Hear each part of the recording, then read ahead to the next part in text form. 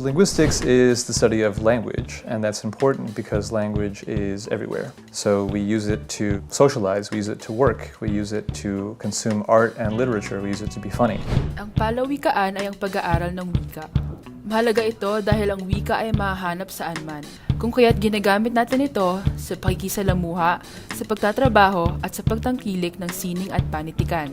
Ito ay ginagamit upang maging nakatatawa. Linguistics is huge, it's a vast field, but we study not necessarily any one language, but how language as a whole comes together. Ang palawikaan ay malawak na larangan, ngunit hindi isang wika lamang ang inaaral, kundi paano ito ay sama-samang gumagana. So the sound patterns of languages, the grammars of languages, how people communicate and how we understand what words mean, what phrases mean.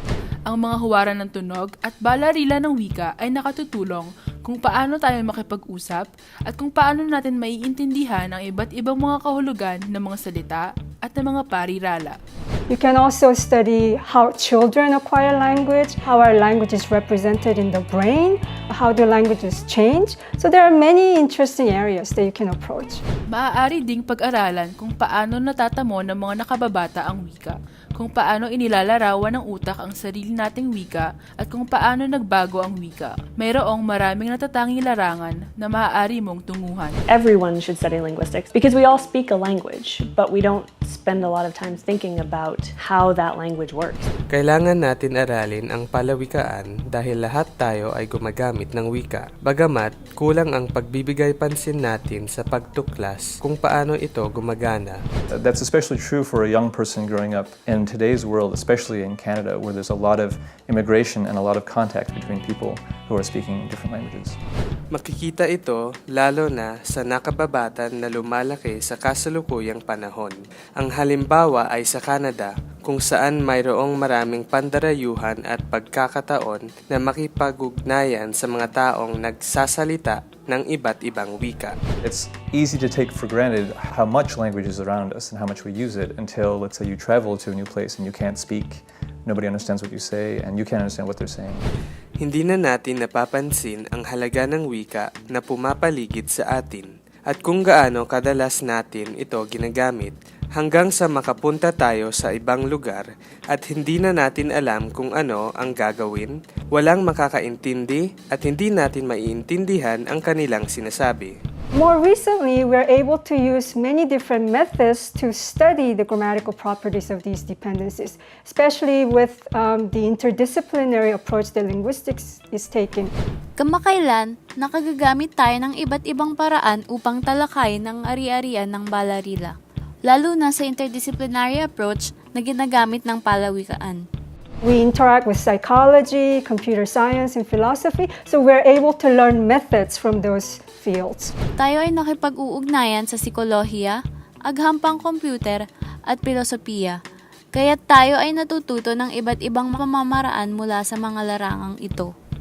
It's definitely an exciting time to be a linguist. The emergence of technology nowadays, more and more, we're having a lot more linguistic contact with our machines. Tiyak na nakasasabik na maging dalubwika sa pag-usbong ng teknolohiya sa panahon ngayon. Tayo ay masigit pang nagkakaroon ng palawikaang pakikitungo sa ating sariling makina. Many of our students go on to do advanced degrees in speech pathology, so they're interested in working with children or adults with problems in their speech or language. Karamihan sa ating mga mag-aaral ay kumukuha ng masulong titulo sa speech pathology upang magkaroon ng hilig sa pagtatrabaho ng kasama ang bata at matatanda na mayroong mga suliranin sa kanilang pananalita o wika. People can work for government agencies. They could be translators, they could work on code breaking. Might be working in a hospital. So for people who've had a stroke and have a lot of trouble hearing or producing speech. Maaaring magtrabaho sa mga ahensya ng pamahalaan, maaaring maging tagapagsalin, at maaaring trabahuin ang code breaking. Maaari din namang makakuha ng trabaho sa paggamutan para sa mga taong inatake at ang bungay pagkakaroon ng problema sa pandinig o pananalita. There's a huge diversity among the world's languages, but then it turns out that all languages have certain things in common, and we're often trying to understand the facts that are true about all languages and the things that make us all a little bit different. Malaki ang ganapang pagkakaiba-iba ng mga wika sa iba't ibang panig ng mundo. Ngunit lumalabas na ito ay mayroong ding mga pagkakapare-pareho sa isa't isa. Kaya't kadalas ay sinusubukan nating intindihin ang mga kaalaman na patungkol sa lahat ng wika, pati na rin ang mga bagay na nagsasabi na lahat tayo ay natatangi. Tells us about who we are as human beings. Ability to learn and speak language is a unique human property. So by studying linguistics, you'll get to learn more about yourself. Ito ay naglalahad kung sino tayo bilang mga tao. Ang kakayahang matuto at magsalita ng wika ay isang natatanging katangian ng ating pagkatao. Sa makatuwid, sa pamamagitan ng palawikaan, higit pa nating makikilala ang ating sarili. You're going to learn a lot about how languages work and how it's used and how we learn them and how they evolve. And so as long as you have a passion for languages, then you'll have a passion for linguistics. Ika'y matututo kung paano gumagana ang wika, kung paano ito ginagamit, inaaral, at kung paano ito paunlarin. Hanggat mayroon kang masidhing pagkahilig sa mga wika, sa kalaunan magkakaroon ka din na masidhing pagkahilig sa palawikaan.